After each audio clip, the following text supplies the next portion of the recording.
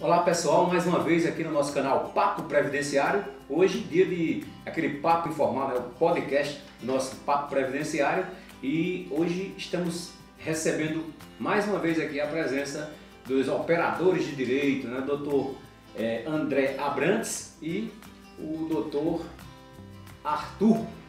E nós vamos falar hoje sobre uma questão que é bem importante, principalmente na seara das relações trabalhistas. Então vamos falar, de acordo com a nossa pauta de hoje, sobre essa questão das estabilidades trabalhistas, né? São várias estabilidades e a gente vai abordar essa temática hoje, né, para você saber, você que nos acompanha. Aliás, eu quero agradecer aos milhares que estão nos acompanhando. Considere a possibilidade de dar o seu like, compartilhar, se inscrever aí no nosso canal. Vamos levar essa informação sempre para um número cada vez maior de pessoas. Nós contamos com você nesse projeto. E por isso que temos informações, vídeos diariamente aqui para você que nos acompanha, tá certo? Com informações deveras importantes de direito e cidadania. Mas voltando à nossa conversa, nosso bate-papo de hoje, como eu estava falando, né, nós estamos recebendo aqui os nossos dois convidados. Antes de começarmos a temática propriamente dita, eu vou abrir aqui para que a fala inicial, Dr. André Abrantes. Muito obrigado mais uma vez pela sua participação aqui no nosso programa. É sempre um prazer recebê-lo e as informações são muito importantes que você traz e debate conosco e com a sociedade. A satisfação é minha, né? Mais uma vez estar participando aqui do debate sobre o direito do trabalho, dessa vez só direito do trabalho, né? Para a gente discutir aqui. E hoje uma notícia trabalhista boa, né? A gente vai falar sobre quem não pode ser demitido. Isso. Né? Então a gente vai trazer a notícia sobre as estabilidades trabalhistas, algumas delas, né? E vamos dar uma explorada sobre a temática e dizer que essas pessoas não poderão ser demitidas e quais são as hipóteses que não pode, o porquê não pode, algumas exceções. Isso. E tratar desse tema. Então vamos discutir aqui abertamente. Hoje vai ser, como você bem falou, focado nessa questão estritamente mais da trabalhista, né? Porque o Dr. André também é especialista em direito previdenciário também, mas a gente já falou em outras vezes que caminha muito par e passos, né? O direito trabalhista e o previdenciário. São irmãos. São irmãos. Dr. Arthur, que também completa aqui a nossa bancada, sua fala inicial para os cumprimentos dos nossos seguidores. Olá pessoal, gostaria de agradecer mais uma vez o convite do Dr. Edson por estar aqui trazendo informação nesse bate-papo. Espero que vocês possam gostar, né, do que a gente tem a discutir e levar para vocês. Certo. Antes de começar o assunto, Dr. Arthur, eu estava vendo nas suas redes sociais, você recebeu um prêmio essa semana, que aquilo ali, uma medalha, um pódio, estava no pódio. Ali foi um torneio de beach tennis que eu participei e eu e minha dupla, a gente nos consagramos campeões. Foi mesmo? Zebra ocorre, é? A gente tá nos esforçando bastante para chegar sempre ao pódio, né? Rapaz, treinando bastante. Eu vi, viu? O homem é bom, né? O homem é bom, o homem é bom, o homem é bom. Mas, gente, vamos agora partir para o nosso assunto, né? Nossa temática. Eu falei assim do que eu ia ser do pódio lá. A gente, de vez em quando, antes de começar a temática propriamente dita, a gente gosta de trazer um pouco da informalidade. Uma outra vez com o Dr. André aqui, eu falei que ele disse que é bom no forró, viu? Falar em forró. Isso aí é mito, isso aí é mito. É mito, Falar em forró, gente, tá perto de começar o maior São João do mundo aqui em Campina Grande, na Paraíba. É festa tradicional, são 30 dias de festa, depois de mais de 2 anos aí, né, com a pandemia que não houve esse evento, e agora o maior São João do mundo começa agora em junho, agora dia 10 de junho, né? Isso é dia 10 de junho, né, que inicia, se não me engano, é dia 10 de junho. O Dr. André tem... Você confirmar. O rei do forró, é dia 10 de junho. É dia 10, é dia 10. Você disse que é em junho mesmo, né? Bom, e agora sim, agora sério, vamos tratar da nossa temática de hoje, que é a questão da estabilidade, as estabilidades nas relações trabalhistas, né? Doutor André, primeiramente eu gostaria que você conceituasse aí o que vem ser a estabilidade trabalhista. Pois bem, a estabilidade trabalhista, como o nome já diz, é um período em que o trabalhador está estável. Então, durante esse período, que pode variar esse período dependendo do tipo de estabilidade, mas durante esse prazo o trabalhador não pode ser demitido, com uma única exceção, as hipóteses de justa causa.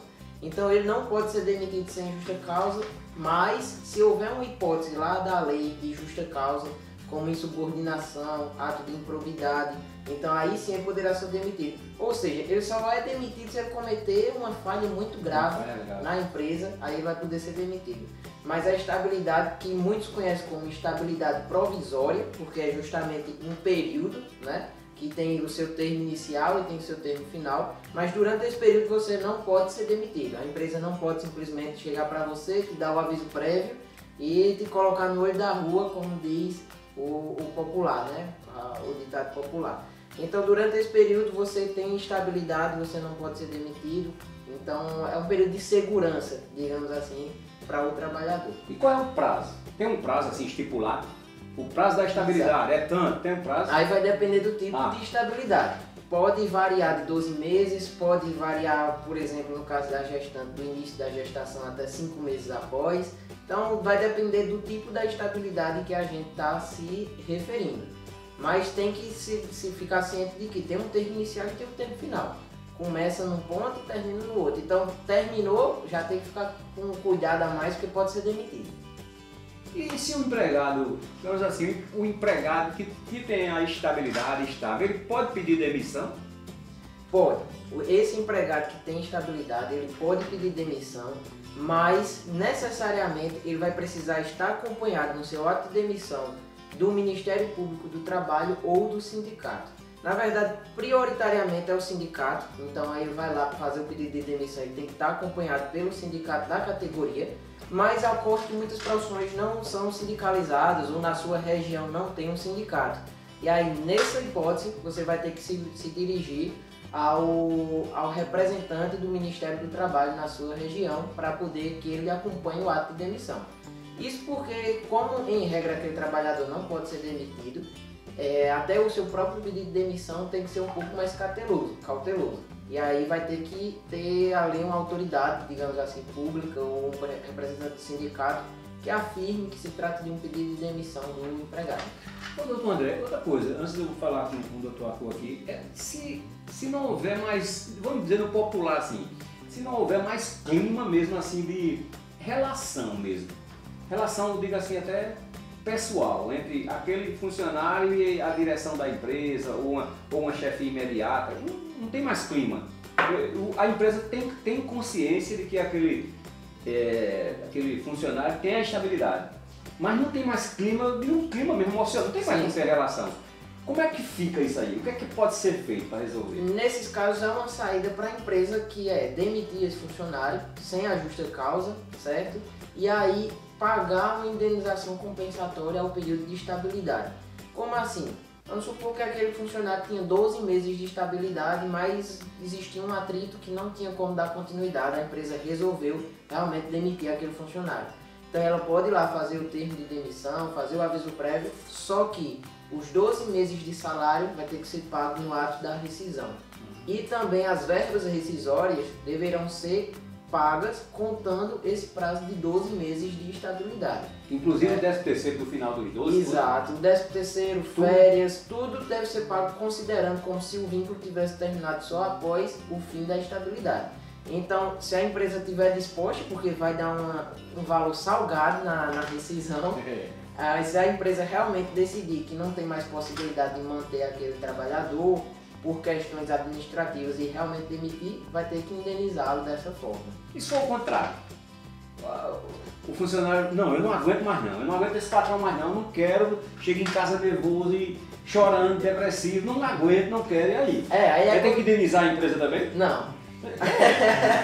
Aí, porque a estabilidade é do trabalhador, entendeu? A estabilidade é um direito do obreiro. Certo, eu estou falando se esse obreiro, esse trabalhador, ele não aguenta. Se ele não quer mais, aí ele vai realmente pedir a demissão, desde que esteja acompanhado com o representante do sindicato ou do Ministério do Trabalho. Aí nesses casos, é como se ele está pedindo, ele perde aquela questão de resgate do FGTS. Perde. Aí é como se fosse uma demissão a pedido do empregado normal. Ele perde o resgate do FGTS, perde a multa. A empresa não precisa pagar essa indenização da estabilidade, porque é um ato em que ele está abrindo mão da sua estabilidade. Então é uma rescisão normal, como se o empregado tivesse... Eu já vi um caso que... Americano, né? Eu já vi um caso que o cara não queria mais. Agora nesse caso dessa pessoa que eu conheci, que eu conheço, que ele arrumou outro emprego, sabe? Melhores condições e tudo. Aí chegou lá e tinha a estabilidade e disse que não queria usufruir da estabilidade e estava pedindo as contas. É a mesma coisa disso aí, né? Exatamente. Aí, para fazer a demissão, esse pedido de demissão do trabalhador da forma correta, ele só precisa estar acompanhado do sindicato. Se tiver um representante do sindicato, só estar lá acompanhado vai suprir ali, ele pode pedir uma demissão como se não tivesse estabilidade. Agora, doutor Arthur, essa é a questão da... A gente falou dessa estabilidade, um conceito aqui no início com o doutor André sobre estabilidades. Vamos adentrar especificamente em cada estabilidade e eu gostaria que o senhor falasse, doutor Arthur, da estabilidade sindical. Doutor Edson, nesse caso da estabilidade sindical, ela será devida tanto aos dirigentes sindicais quanto aos seus suplentes. Ela vai ter um prazo de 12 meses e vai contar a partir do registro da candidatura do dirigente. É importante também que o dirigente sindical, no momento da sua candidatura, ele avise, né, ao seu patrão, ao seu empregador, que irá pleitear uma vaga, né, na dirigência do seu sindicato. Ele tem, segundo a CLT, ele tem um prazo de 24 horas para comunicar, porém o entendimento do TST é que mesmo após esse prazo, se houver a comunicação após esse prazo, não há nenhuma perda a essa pessoa que está requerendo a estabilidade. Entendi. Mas a comunicação prévia tem que ser feita, né? Tem que ser registrado, né, ao empregador, o empregador tem que estar sabendo, contudo, tem que estar dentro do prazo do contrato dele. Certo. Se for posterior ao contrato, essa comunicação, ele já não gozará mais da estabilidade. Doutor Arthur, tem também aquela estabilidade que o pessoal fala muito assim, do cipeiro, né? Cipeiro, que é aquele que faz que é membro das comissões internas, né, para prevenção de acidente de trabalho, que tem nas empresas, né? Aquele cipeiro. Como é o prazo também? Como é essa questão da estabilidade do cipeiro? Doutor Edson, tem também, né, para os membros da CIPA, o prazo vai ser de 12 meses, né? A partir do momento em que ele começar a ser membro, né, da comissão. E se ele continuar, porque o cipeiro às vezes ele pode ficar fazendo parte vários anos. Enquanto esse tempo que ele continuar, vai continuando a estabilidade? Vai, a cada 12 meses ele vai renovando, né, a sua estabilidade. Certo. Então, nós já vimos aí essa questão da estabilidade do dirigente sindical, do cipeiro. Doutor André, e a estabilidade gestacional, da gestante, né? Isso. A estabilidade da gestante é muito conhecida como estabilidade das grávidas ou gravídica. O pessoal chama aí de vários termos diferentes, mas ela começa a partir do início da gravidez até o 5º mês após o parto. Então, se a gravidez ali tem 9 meses, em regra, né? São 9 meses, mais 5 meses para frente, 14 meses de estabilidade, 1 ano e 2 meses. E se nem a própria funcionária não sabia que estava grávida? Por exemplo, ela engravidou faz 2 meses. Às vezes tem umas mulheres grávidas que elas mesmo com 2 meses ainda tá aquela barriguinha tanquinho, né? Nem aparece. Aí ela não sabia, por exemplo. Aí nem ela não sabia, não comunicou e quando foi no outro mês, assim, a empresa demitiu. E quando demitiu, ela viu que estava grávida e fazia já 2 meses, por exemplo. Como é que fica uma situação dessa? Exato, isso aí foi uma questão que já se teve muita discussão na Justiça do Trabalho. Só que a lei, ela é clara e o entendimento que ficou consolidado foi conforme a lei. A lei diz que a estabilidade começa no início da gravidez até o 5º dia após o parto, ou seja, no início da gravidez. Não importa se ela sabia, se o empregador sabia, não importa Porque quem dá pra sabia. saber, né? Porque quando faz o exame, ela vai ver, né? Existe um exame de idade gestacional, certo? Esse exame, ele indica as semanas que o feto tem. E aí, por essa idade gestacional, é possível saber a precisa data do início da gravidez. E a partir daquela data está consolidado, você tem estabilidade. Mas no caso desse exemplo, desculpa eu incomodar, já incomodando. No caso desse, assim, esse exemplo, que ela não sabia e foi demitida, aí a empresa tem que reintegrar? Não necessariamente. Existe essa possibilidade de reintegrar. Algumas grávidas preferem por essa possibilidade, né, de reintegração ao trabalho. Só que a grávida ela pode optar pela indenização substitutiva. E o que é essa indenização? Vamos supor que a empregada foi demitida, descobriu que está grávida, então aí ela vai poder adentrar com a ação trabalhista, uma reclamação trabalhista, para pedir a indenização do período de estabilidade que ela tinha. Ou seja, se faltava 10 meses ainda de estabilidade, ela vai ter direito àqueles 10 meses de salário e as verbas rescisórias dela também terão que ser reajustadas. E aqueles 5 meses após o parto? Também, eu botei 10 meses assim considerando tudo, né? É uma hipótese geral, entendeu? Entendi. Mas se, por exemplo, ela foi demitida no primeiro mês de gravidez, ela vai ter 14 meses para cobrar. 9 do parto, da gestação e mais 5 meses após o parto. Esse negócio, quando fala em gestante, questão de maternidade mesmo, tem também umas diferenciações com relação ao salário de maternidade. Assim, quando a expressão que o pessoal fala é empresa cidadã, né? Sim, exato. O que tem a ver essa questão de empresa cidadã, com salário de maternidade, com gestante?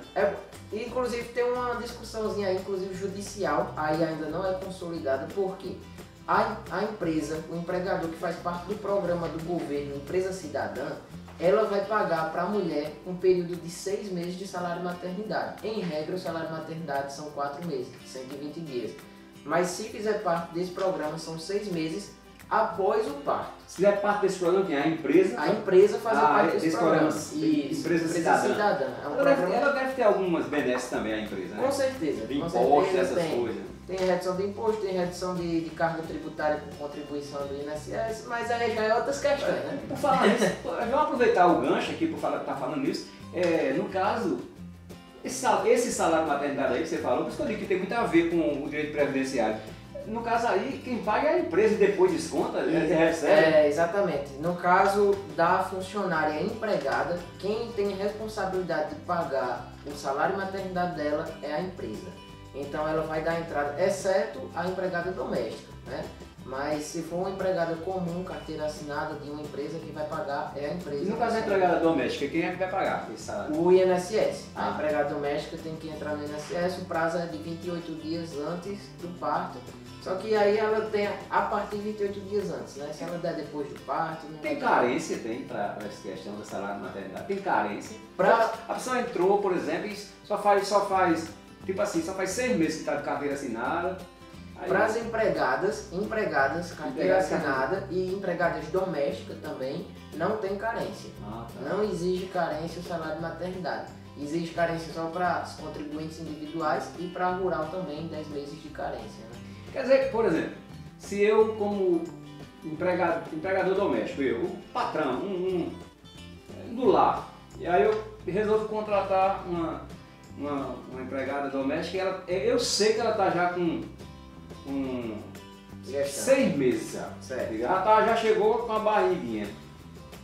Eu estou sabendo, estou vendo, mas eu quero contratar aquela pessoa. Certo.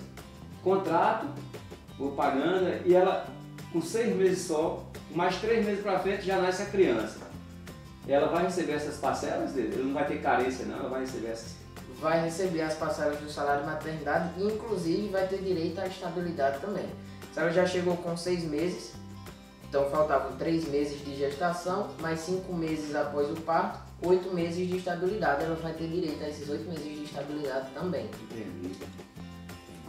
E a questão, doutor Arthur, esse mesmo entendimento aí, pelo menos com relação a ter o direito para aquela pessoa que é agricultora, também tem direito ao salário de maternidade, a agricultora. Porque assim, eu estou falando isso porque quando é carteira assinada, sempre é descontado, né, no salário e recolhe para o INSS, a empresa recolhe. Ao caso da agricultora, não recolhe, né? Não. Mas tem direito ao salário maternidade também. A agricultura também terá direito e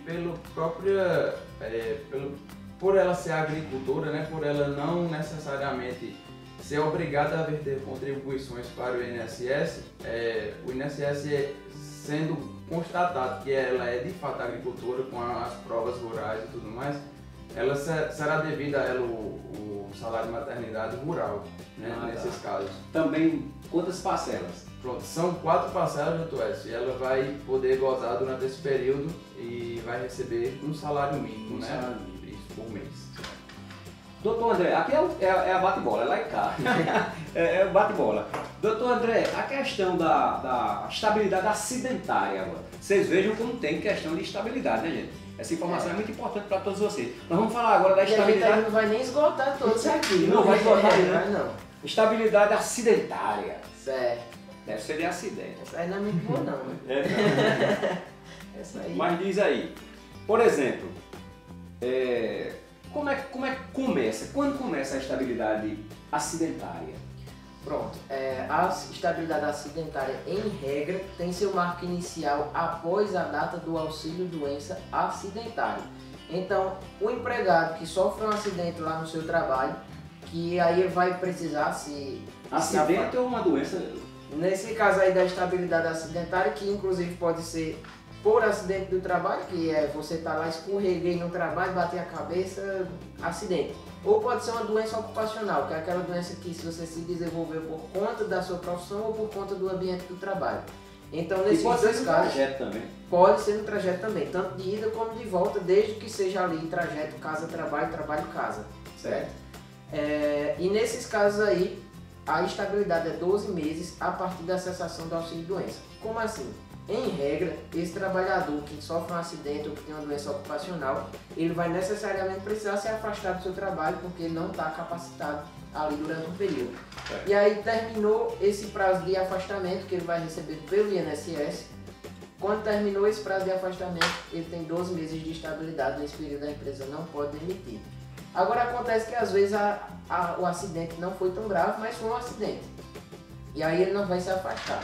E aí, de quando é que começa a contar essa estabilidade?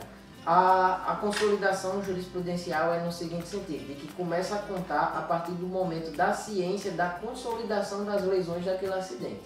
Então, sofri um acidente, bati com o braço, mas estou conseguindo trabalhar. Mas aí depois eu descobri que fiquei com uma luxação aqui no ombro. Então, a partir daquele momento que eu descobri, eu tenho uma estabilidade de 12 meses. O mesmo vai se aplicar para a doença, né? Se for um acidente que reduz a capacidade, reduz. Certo. E aí as lesões se consolidaram, mas restaram sequelas. Tem aquele, para isso aí também, tem algum outro benefício? Né? Tem benefício e tem indenizações também. O benefício é o auxílio acidente, que é pago pela autarquia previdenciária, pelo INSS, no valor de meio salário mínimo. Então, se você sofreu um acidente, teve uma doença decorrente do trabalho e ficou com uma sequela que é para o resto da sua vida, Sim. ainda que essa sequela seja mínima, pode ser mínima. Perdi um dedo mindinho por causa do acidente. É uma Então sequela. é 50% do salário de benefício, né? Exatamente. 50% do salário de benefício. E, além disso, você poderá pleitear na Justiça do Trabalho uma indenização decorrente da perda da capacidade. Como assim? Se você perdeu uma parte da sua capacidade trabalhista, isso quer dizer que daqui para frente você vai ter limites para trabalhar. Então a empresa vai indenizar proporcionalmente a perda daquela capacidade. É quase como uma pensão. Uma pensão ali pode ser 10%, 20%, 30%, depende da Agora, redução. doutor André, tem que observar também nesses casos aí, né? Aquele negócio eu vejo muito falar da ACAT, né? Para ter esse direito aí, Isso, a CAT... esse auxílio acidente, né? A CAT, Isso. informe logo aí o que é a CAT para entender. A CAT é o Comunicado de Acidente de Trabalho. É um documento que é feito, pode ser feito inclusive pelo site do INSS. Prioritariamente quem tem que fazer a CAT, a comunicação, é a empresa. Mas o que é que acontece? Em regra a empresa não faz a CAT porque é um documento que é prova contra ela. Então em regra a empresa não faz esse comunicado de acidente. Então, inclusive já fica o alerta aí para você que é trabalhador. Sofreu um acidente de trabalho, vai lá comunicar a empresa. A empresa não emitiu a CAT, procura o sindicato pode emitir a CAT. Não tem sindicato? Procura o Ministério do Trabalho. O Ministério do Trabalho também pode emitir a carta. Não conseguiu contato com ninguém? Vai lá no site e pode emitir você mesmo, certo? Logicamente que dependendo de quem emitir, esse documento vai ser uma prova um pouco mais validada. Porque se foi a empresa, é uma prova produzida pela empresa, ela está confessando que o acidente aconteceu. Se for o empregado, obviamente que vai ter que ter a discussão para se as empresas, elas às vezes não emitem, porque essa questão mesmo da estabilidade, tem delas que não quer. Exato. Tem outras também porque é o seguinte, tem uma estatística, tem um fator uma estatística que o governo analisa em cima dos acidentes de trabalho. A empresa que tem muito acidente, ela perde a redução, né, de alguns impostos, tem umas benesses que ela perde. Então, quanto menos ela não ter emissão de CAT, nesse sentido aí, para ela é melhor, né? Existem alguns benefícios que algumas empresas, principalmente do setor industrial, elas vão ter, como por exemplo, uma redução na carga tributária, se elas não tiverem um número baixo de acidentes de trabalho, né? Então, quanto maior o número de acidentes de trabalho, pior fica para a empresa de uma forma geral, da imagem da empresa, de quantidade de processos na justiça e também nessa questão de redução da carga tributária empresarial, né? Agora, se acontecer o acidente, obviamente que é uma obrigação da empresa emitir essa carta. Agora, a carta não é um documento, digamos assim, necessário para ir para a justiça. Porque quando se vai para a justiça, independente de CAT, vai ser realizada uma perícia médica do trabalho, que aí vai ter a avaliação do médico propriamente dita, do trabalhador, para saber se tem realmente uma redução da capacidade, e também uma perícia no ambiente de trabalho para saber se aquele problema também tem conexão com o trabalho. Então, mesmo que não tenha emitido a carta, se for para a justiça, tem todas essas possibilidades. Exato. Então, acaba que não é um documento necessário, mas em muitos casos pode ser uma prova bastante interessante. E se naqueles contratos que é por prazo determinado, certo? Contrato por prazo determinado, aí acontece um acidente, ele tem essa estabilidade. Se eu contratei por 12 meses, por exemplo, um contrato por prazo determinado, aí ocorre um acidente, eu já estava com 10 meses, faltava só 2 para acabar. Exato. E aí? Tem estabilidade. Se você vai passar um ano para frente, se você está no último dia de trabalho, você tem estabilidade quando é um contrato por prazo. Tá vendo, gente, a importância dessa informação? Exatamente. Agora existe um pouco aí de divergência dos nossos tribunais trabalhistas, porque o que é que acontece? Aí eu vou fazer uma diferenciação aqui rápida de contrato por prazo determinado e contrato temporário.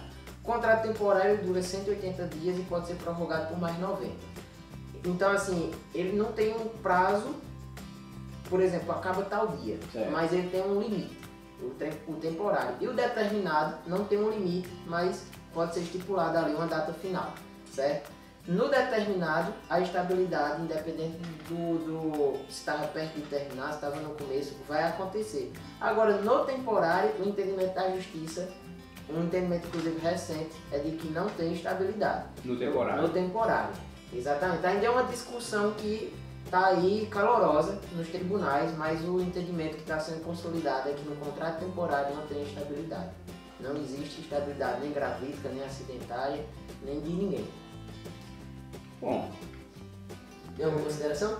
A título de esclarecimento, doutor Edson, é bom ressaltar sobre a estabilidade acidentária, também como a estabilidade da gestante, durante o aviso prévio. Nesse caso, se for descoberto, né, a gravidez pela gestante, também se ocorrer um acidente de trabalho pelo trabalhador, durante o período do aviso prévio, eles serão devidos, tá bom, da estabilidade pelos seus respectivos. Vai ter a estabilidade também, nesse sentido. Justo, irão receber pelo prazo, né? Pelo prazo do caso do acidente de trabalho de 12 meses e da gestante até 5 meses após a gravidez. Eu entendi. Exato, perfeito. Doutor, eu fico à vontade para querer acrescentar mais alguma coisa. Nós estamos chegando no fim aí do nosso vídeo de hoje. Um assunto deveras importante. Depois nós vamos trazer, doutor André. Eu vou só pincelar para vocês agora, mas vai ser em um próximo vídeo. É a questão do contrato do verde e amarelo. Sim, isso aí deu moído. Viu? Deu moído recentemente, nós estamos agora em, maio, né? Maio de 2022. né? E já teve uma movimentação aí, inclusive do ministro Paulo Guedes, umas histórias aí, porque o contrato verde e amarelo tá, aquela medida provisória, no começo da pandemia, salvo engano, ficou até dezembro de 2022, está valendo ainda, né? Até dezembro. Fale por cima, porque vai ser um vídeo só com isso, viu? O contrato verde e amarelo teve um prazo de duração. Salvo engano, já acabou esse prazo de duração do contrato verde e amarelo. Eu tenho para mim até dezembro de 2022. Eu acredito que já tenha acabado, porque ele foi por medida provisória, então foi 120 dias que ele foi prorrogado, a medida provisória. Mas aí, o que é que acontece? Justamente aí que teve um problema. Tem gente que tirou essa carteira de trabalho verde e amarela, né, com direitos separados. Imaginava-se que essa medida provisória ia ser votada e aprovada, mas não foi aprovada, e aí ia modificar a CLT e dali para frente ia ser só contrato verde e amarelo. Só que não teve a aprovação. Então quem tirou a carteira de trabalho ou laborou, começou a trabalhar durante o período de vigência da medida provisória, teve uma bagunça nos seus direitos. Mas não quero que você fale isso agora, não. Me desculpa, eu vou nem... Você, pessoal, aguarde que nós vamos fazer um vídeo só sobre contrato verde e amarelo, essa carteira verde e amarelo, aquela questão da redução do FGTS, porque reduz. Exatamente. Reduz FGTS, aviso prévio, multa, tem tanta coisa. Inclusive a gente vai tirar um vídeo só para falar. Aí tá voltando à tona, né? O contrato verde e amarelo, o ministro Paulo Guedes está querendo aí dar uma bagunçada de novo. Por isso que eu lembrei agora, nesse mês de maio, que foi justamente essa semana. Mas, olha, aguardem um vídeo. Eu quero que você dê as considerações finais ou alguma coisa que queira acrescentar nessa questão, nessa temática de hoje, que foram as estabilidades trabalhistas, né, doutor? Eu acredito que a gente conseguiu passar para os nossos seguidores aqui o conceito de cada estabilidade, pelo menos ali o prazo agora da estabilidade, que pode inclusive você estar gozando de estabilidade agora, você sabe quando começa, quando termina. Obviamente a gente não esgotou o tema aqui, porque senão a gente ia ser um dia de vídeo de estabilidade. Mas se você ficou com alguma dúvida, você manda aí nos comentários, tá certo? Vocês estão vendo já que a gente está respondendo às perguntas, questionamentos, comentários do Brasil todo. São muitos comentários. Aqueles que não receberam a resposta ainda, tenha calma, porque são muitos. A gente coloca inclusive o zap do nosso canal, e você manda o zap, não manda áudio nem liga, manda a pergunta, o questionamento, que vai ser respondido, tá certo? Qualquer dúvida, deixa aí nos comentários, né, doutor? Perfeito. Então, assim, a gente trouxe o insumo das estabilidades aqui, né? E se teve alguma dúvida, você bota aí nos comentários. Aproveita e bota aqui, hashtag vou pro São João Campina Grande. São João Campina Grande. Vamos ver quem acompanhou até o final. Vai encontrar com certeza o doutor André. Será? Será? Pé de forró dos quentes. Rapaz. Vamos falar com a produção aqui do canal, então a equipe está toda aqui conosco. Bota aí o nosso zap, o Instagram, você nos acompanha também no Instagram, né? O Instagram, que é esse aqui que está aí na tela, e você vai conhecer um pouco também do nosso trabalho, vinculado com o canal Papo Previdenciário, né? Isso. Doutor Arthur, para as suas considerações finais, eu quero já agradecer mais uma vez. O doutor Arthur já veio outras vezes aqui e vai continuar vindo, se Deus quiser. Porque é muito importante as informações que vocês trazem, né? Então, para você, para as suas considerações finais. É um prazer, doutor Edson, estar participando, né, desse programa tão relevante aí, levando informação cidadã, como o senhor fala, né? Levando para todo o Brasil. E espero que vocês tenham gostado do nosso conteúdo. Foram informações realmente relevantes, né, para a vida dos trabalhadores e para vocês aí que estão pretendendo entrar no mercado de trabalho. Então, até o próximo vídeo e muito obrigado. E vai estar no pódio, como é o jogo lá, o Beach Tennis. Deu pódio. No começo do vídeo eu falei, eu vi na rede social dele, pódio. Falar em rede social, qual é o Instagram de vocês dois? Doutor Arthur, o seu Instagram? @ArthurQueiroz13. Bom, viu? @ArthurQueiroz13. Pode seguir lá. Pronto. O meu é André Abrantes ADV. Pronto, gente. Esse foi nosso...